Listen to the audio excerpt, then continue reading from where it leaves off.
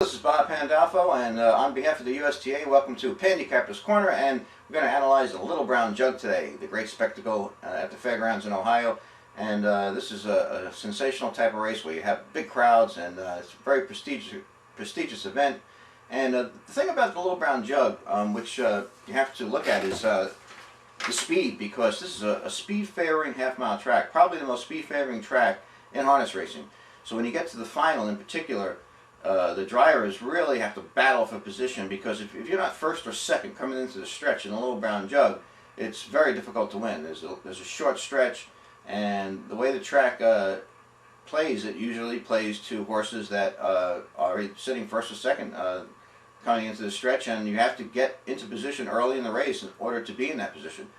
If you have one of the top horses who's further back, he's going to brush wide probably early down the backstretch to try to get into position. So it's tough to come from off the pace. Now let's go over the races. We have the first division in the 13th race. Now in this race, there's two speed horses. The one horse, Giddy Up Lucky, and the 4, Shadow Play.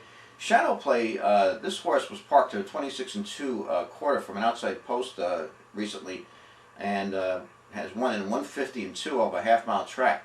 This is really good early speed. I think Shadow Play, number 4 in race number 13, the first elimination, I think Shadow Play is going to be tough to catch. You might get a lineup position exactly there of 4-1 in the 13th race, because it's, again, on this track, you get two speed horses a lot of times. They can stay that way the whole way. In race number 14, the second division, looks like a two-horse race. You have the one horse, Lone Star Legend, and 4, Toshia.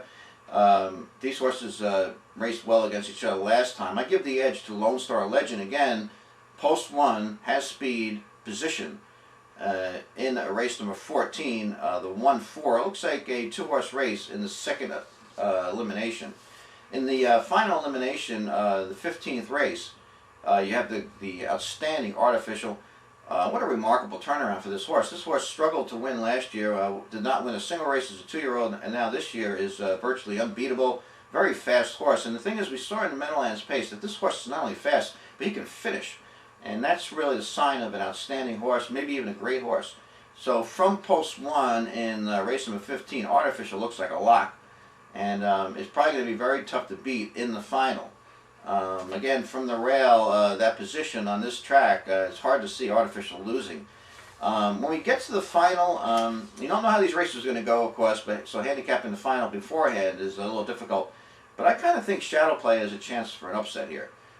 This horse just likes to win, has a very impressive record, very fast horse, can finish. It looks to me like Shadow Play and Artificial, I mean, this could be a great battle between these two outstanding colts. So very exciting race. Again, look for these drivers to be very aggressive in this race. You have to get into position. This is not a race for the patient drivers. This is a race for the drivers that get the speed out of the horse and get the horse moving early and are aggressive. So today, this afternoon, make sure you check out the Little Brown Jug. If you can't get there, watch it on TV. This is going to be one exciting race. So for Bob Pandolfo, thanks for tuning in to Handicapper's Corner. And on behalf of the USTA, enjoy the race.